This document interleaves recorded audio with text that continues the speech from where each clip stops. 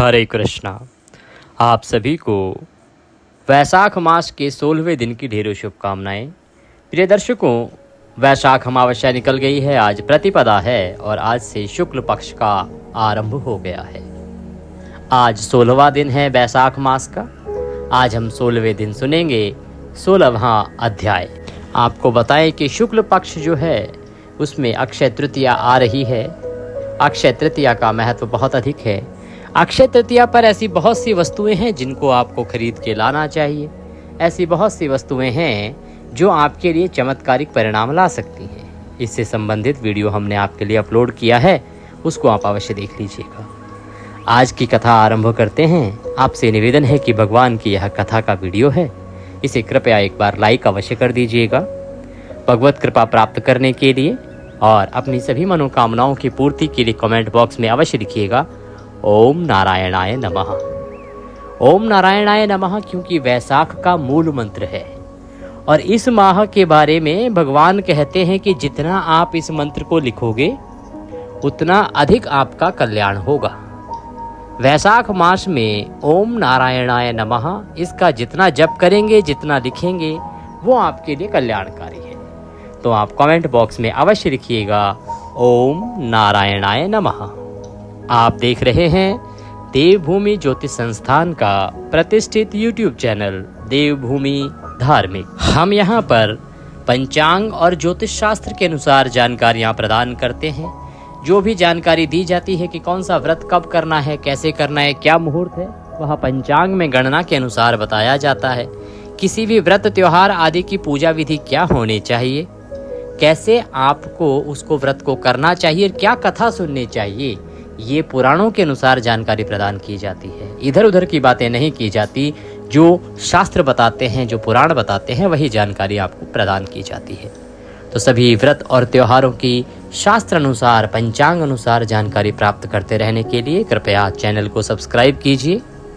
Subscribe करने के बाद बेल आइकन का निशान अवश्य दबाइएगा। जब आप सब्सक्राइब करेंगे तो एक बेल का निशान बना हुआ आएगा, एक बेल बनी हुई आएगी, उसको अवश्य दबा दीजिएगा। तभी आपको हमारे संपूर्ण वीडियो, सारे वीडियोस प्राप्त होंगे। अन्यथा वीडियोस आपसे छूटते जाएंगे और जानकारी छूटती जाएगी। तो सब्सक्राइब करें और बेल आइकन को अवश्य ही प्रेस करें। आइए आरंभ करते हैं आज का महात्म्य अध्याय। पिछले अध्याय में आपने सुना कि किस प्रकार से पांचाल के जो राजा हैं वहाँ पर अध्याय के अंत में भगवान का पदार्पण हुआ, भगवान का आगमन हुआ। और इस अध्याय में आप सुनेंगे पांचाल राजा को किस प्रकार से सायुज्य की प्राप्ति होती है, वैशाख की कृपा से, भगवान परमेश्वर की कृपा से। तो भगवान के दर्शन से प्रसन्न होकर राजा पांचाल तुरंत ही उठकर सिर झुकाकर खड़े हो गए। उन्होंने उत्तेजित नेत्रों से जगत के स्वामी विश्वात्मा को बहुत देर तक देखा, उनके चरण धोए और उस जल को सिर पर धारण किया।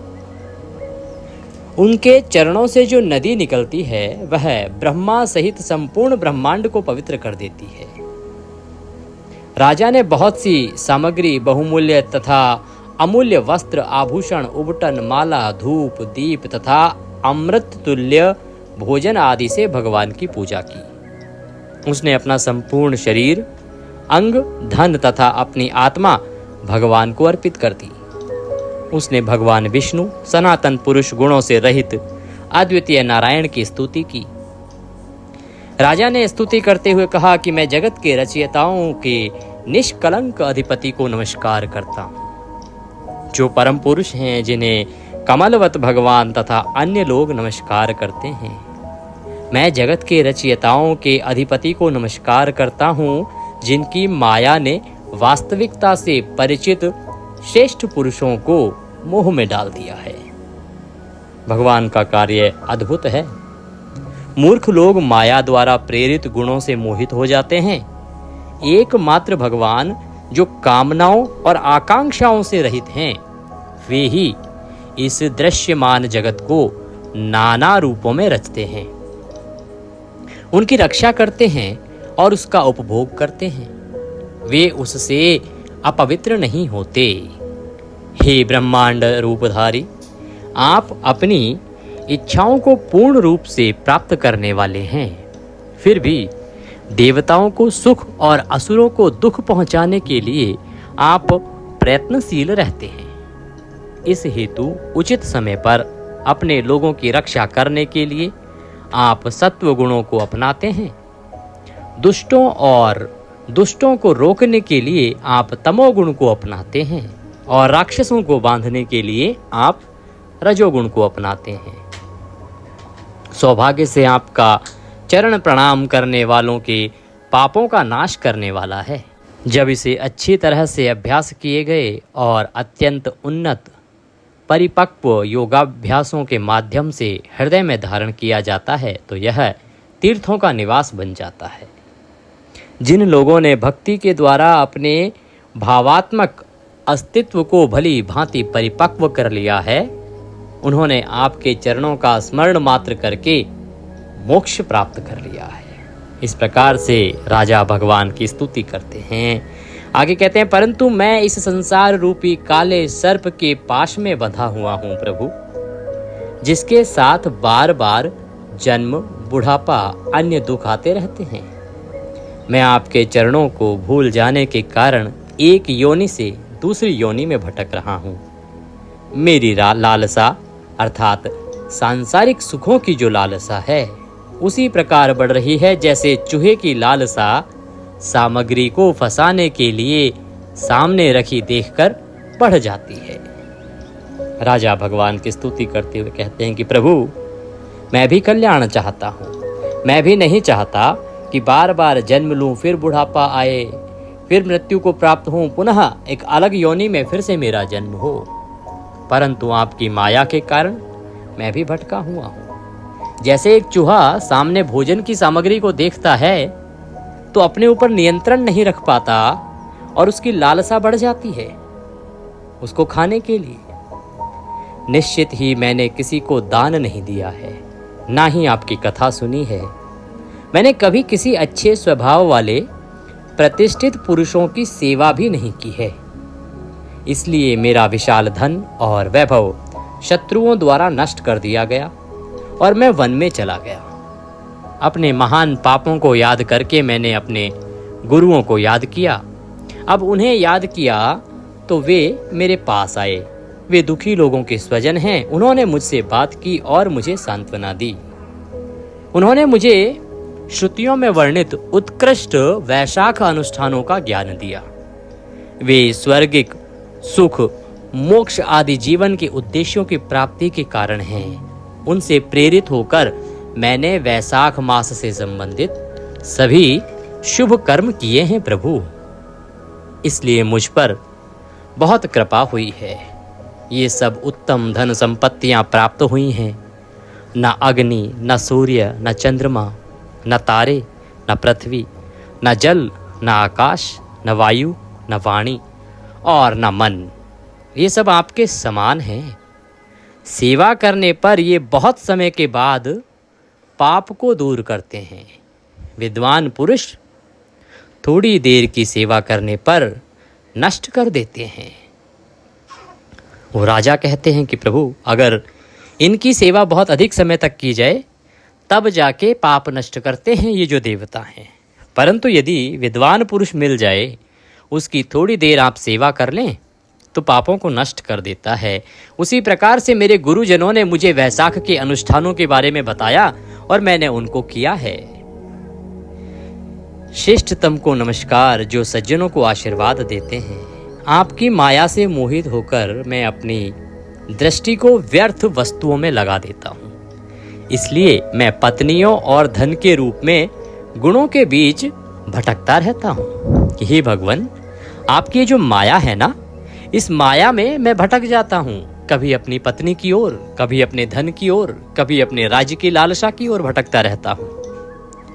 मैं ऐसा इस तथ्य के बावजूद करता हूँ कि आपके कमल जैसे चरण मूल कारण अविद्या का नाश करने वाले हैं। आप सभी पापों को दूर करने वाले हैं और अशुद्धियों से रहित हैं। सुख की इच्छा से मैं पुत्रों और पत्नियों के संबंध में अपनापन रखता हूँ, केवल विपत्तियों के कारण है। हे भगवान, ये जो अविद्या है, इसी के कारण मैं अपने मोह और पत्नियों के बीच बंटता रहता हूँ और इससे कुछ प्राप्त नहीं होता है। ये अपमान का कारण बनते हैं। सांसारिक कार्यों में लिप्त रहने वाले मनुष्य को ना तो तृष्णा होती है और ना ही सुख मिलता है।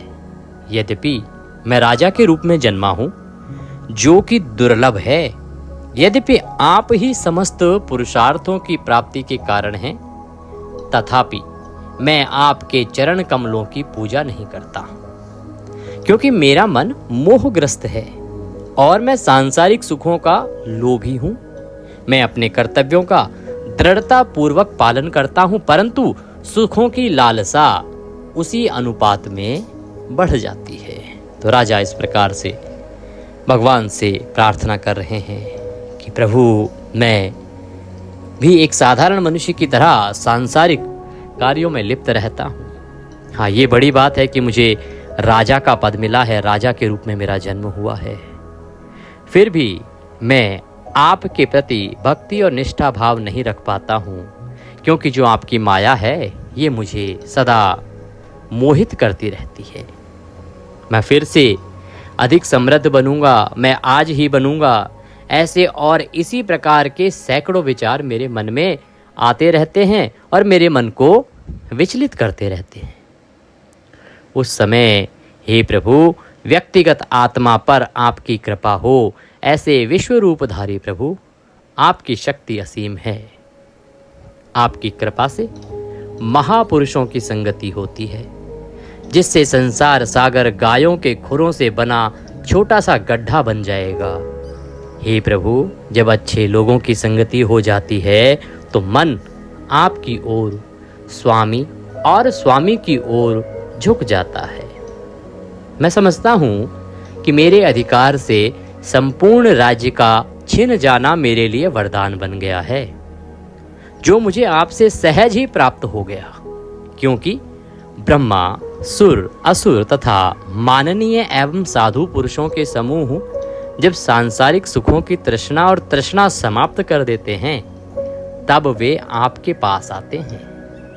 इसके बाद मैं केवल अच्युत्य को ही उत्सुकता और आदर के साथ स्मरण करूंगा। हे भगवान, आपके कमल जैसे चरण संसार के विनाशक हैं। वे दरिद्र व्यक्तियों द्वारा भी प्रार्थना की जाने योग्य हैं। वे महान सौभाग्य प्रदान करने वाले हैं। मैं आपके कमल जैसे चरणों के अतिरिक्त अन्य किसी वस्तु की इच्छा नहीं करता। इसलिए मैं राज्य, धन, पुत्र आदि की इच्छा नहीं करता। मेरा उससे कोई संबंध भी नहीं है। जो शरीर सदैव गिरने वाला है, अर्थात क्षणभंगुर है, और जो रजोगुण का फल है, मैं उस कमल जैसे चरण कमलों की निरंतर पूजा करता हूँ, जो मुनियों के ध्यान करने योग्य और वंदनीय हैं। हे देवों के स्वामी, हे ब्रह्मांड के धाम, आप मुझे प्रसन्न करें ताकि मैं सदैव आपके कमल जैसे चरण कमलों का स्मरण करूं। हे प्रभु, हे मेरे भगवान, इन समूहों के प्रति मेरी आसक्ति समाप्त कर दें। ये समूह पत्नियां, पुत्र तथा धन के प्रतीक हैं। मेरा मन भगवान के चरण कमलों में लगे, मेरी वाणी आपकी दिव्य कथा की ओर लगे, मेरे नेत्र आपके स्वरूप को देखने में लगें, कान आपकी कथा सुनने में लगें, और मेरी जो जिह्वा है आपको अर्पित नैवेद्य की ओर लगे। मेरी नाक आपके चरण कमलों की सुगंध की ओर लगे, मेरे हाथ आपके भक्तों पर बार बार उबटन लगाने के लिए लगे रहें, तथा आपके मंदिर में झाड़ू लगाने आदि में लगे रहें। मेरे पैर भगवान के तीर्थों में तथा भगवान की कथा वाले स्थानों में आने जाने में लगे रहें। भगवान, मेरा सिर आपको निरंतर नमस्कार करने में लगा रहे, और मेरा प्रेम आपकी पवित्र कथा की ओर लगा रहे। मेरी बुद्धि आपका निरंतर चिंतन करने में लगी रहे। हे भगवान विष्णु, मेरे दिन आपके धाम में आने वाले ऋषियों द्वारा गाए जाने वाले आपके चरित्रों से ही आरंभ हो। हे विष्णु, ऐसा एक क्षण भी ना हो या आधा क्षण भी न हो जिसमें आपकी कथाएं न हो। हे भगवान, मैं ब्रह्मा या सम्राट के पद की कामना या अभिलाषा नहीं करता हूँ। मैं मोक्ष की भी कामना नहीं करता। मैं आपके चरणों की नित्य सेवा की कामना करता हूँ, जिसकी कामना प्रार्थना ब्रह्मा भव आदि सहित श्री और सुर भी करते हैं। राजा द्वारा इस प्रकार स्तुति किए जाने पर प्रसन्न कमल नयन विष्णु ने उस राजा से मेघ की ध्वनि के समान राजसी वाणी में कहा। श्री भगवान बोले, भगवान क्या कहते हैं? हे राजन, मैं जानता हूं कि तुम मेरे सेवकों में सर्वश्रेष्ठ हो। तुम इच्छाओं और पापों से मुक्त हो। फिर भी मैं तुम्हें ऐसा वरदान दूंगा जो देवताओं को भी नहीं मिल सकता। हे राजन, देवताओं के अनुसार तुम्हारी आयु 10,000 वर्ष की होगी। तुम्हारे पास धन संपत्ति होगी। मेरे प्रति तुम्हारी भक्ति स्थिर रहेगी। अंत में तुम्हें सायुज्य की प्राप्ति होगी। इसमें कोई संदेह नहीं है राजन कि जो लोग इस तुम्हारी रचित स्तुति से मेरा स्तवन करेंगे, उन्हें मैं सांसारिक सुख तथा मोक्ष प्रदान करूंगा। मैं उन पर प्रसन्न होऊंगा। यह तृतीया संसार में अक्षय नाम से प्रसिद्ध होगी, क्योंकि इस दिन मैं तुम पर प्रसन्न हुआ हूं तथा तुम्हें सांसारिक सुख और मोक्ष प्रदान किया है। जो अज्ञानी मनुष्य भी स्नान दान आदि पवित्र कर्म स्वाभाविक रूप से या किसी बहाने से करते हैं, वे मेरे अचल लोक को प्राप्त होते हैं। राजन, यदि मनुष्य अक्षय तृतीया के दिन पितरों को ध्यान में रखकर श्राद्ध कर्म करे तो इससे अनंत लाभ होता है। संसार में इस तिथि के बराबर या इससे श्रेष्ठ कोई तिथि नहीं है। इस दिन यदि बहुत कम भी किया जाए तो उसका अनंत फल मिलता है। हे राजन, यदि कोई व्यक्ति किसी ब्राह्मण ग्रस्त को गाय दान करता है तो उसे सांसारिक सुख, सभी प्रकार की संपत्ति तथा मोक्ष की प्राप्ति होती है। जो मनुष्य समस्त पापों को नष्ट करने वाला बैल दान करता है, वह मृत्यु से मुक्त हो जाता है और दीर्घायु प्राप्त करता है। यदि कोई व्यक्ति वैशाख माह में मुझे प्रसन्न करने वाले पवित्र अनुष्ठान करता है तो मैं उस व्यक्ति में मृत्यु, जन्म और बुढ़ापे के भय को दूर कर देता हूँ। मुझे अन्य सभी महीनों के अनुष्ठानों से उतना आनंद नहीं आता जितना वैशाख मास से आता है। वैशाख मास मेरा सबसे प्रिय महीना है। जिन लोगों ने अन्य सभी पवित्र अनुष्ठानों को त्याग दिया है और जो ब्रह्मचर्य व्रत से रहित हैं, वे यदि वैशाख मास से संबंधित पवित्र अनुष्ठानों में लगे रहते हैं तो वे मेरे अचल लोक को प्राप्त होते हैं। वैशाख अनुष्ठान करने वाले पुरुष उस महान धाम को प्राप्त करते हैं जिसे यज्ञ, तपस्या, सांख्य और योग के द्वारा प्राप्त करना बहुत कठिन है। हे निष्पाप, मेरे चरणों के स्मरण के समान यह मास बिना प्रायश्चित के ही 1000 पापों को दूर कर देता है। वन में अपने गुरुओं के कहने पर तुमने वैशाख व्रत किया और जगत के स्वामी को प्रसन्न किया। हे राजन, इस व्रत से तुम्हें सब कुछ प्राप्त हुआ है। इस पवित्र व्रत से प्रसन्न होकर मैं तुम्हें दिखाई दिया हूँ। तुम अपनी इच्छा अनुसार सभी सांसारिक सुखों का आनंद उठाओगे। वे सुख देवताओं को भी बड़ी कठिनाई से प्राप्त होते हैं। देवों के स्वामी जनार्दन इस प्रकार से वरदान देकर सबके देखते देखते वही अंतर ध्यान हो गए। हे राजन, यह सुनकर वह श्रेष्ठ राजा अत्यंत आश्चर्यचकित हो गया। वह खोई हुई संपत्ति को प्राप्त कर लेने वाले के समान प्रसन्न और शरीर से बलवान हो गया। प्रतिदिन उसे महापुरुषों और अपने गुरुओं द्वारा ज्ञान प्राप्त होता रहता था। वह पृथ्वी पर अपना मन लगाकर तथा उन्हीं को अपना सबसे बड़ा आश्रय मानकर राज्य करता था। राजा को वासुदेव से बढ़कर कोई प्रिय नहीं था, जिनके संपर्क मात्र से ही उसकी पत्नियां, मंत्री, पुत्र आदि प्रसन्न हो जाते थे। उसने वैशाख मास में बताए गए सभी पवित्र अनुष्ठान बार बार किए। उसके पुण्य फल के फलस्वरूप वह पुत्रों, पौत्रों तथा अन्य लोगों से घिरा हुआ था। उसने अपनी सभी इच्छाओं का आनंद लिया, जो देवताओं के लिए भी दुर्गम थी। अंत में उसने भगवान के साथ चक्र धारण करके सायुज्य प्राप्त किया। जो लोग इस महान कथा को सुनेंगे या इसका वर्णन करेंगे वे पापों से मुक्त हो जाएंगे और फिर भगवान विष्णु के महानतम लोक को प्राप्त करेंगे। बोलिए जनार्दन भगवान की जय। इसी के साथ यह 16वां अध्याय यहाँ समाप्त होता है। आप अपना जयकारा कमेंट बॉक्स में लिख के अवश्य लगाइएगा। वीडियो को यदि अभी तक लाइक नहीं किया है तो लाइक अवश्य कर दीजिएगा। इसके बाद आपको वैशाख मास में प्रतिदिन सुनी जाने वाली बांद्री की कथा अवश्य सुननी चाहिए। कथा का वीडियो हमने आपके लिए पहले से ही अपलोड किया है, तो आप उसका श्रवण अवश्य कीजिएगा। भगवान सब पर कृपा करें। हरे कृष्णा।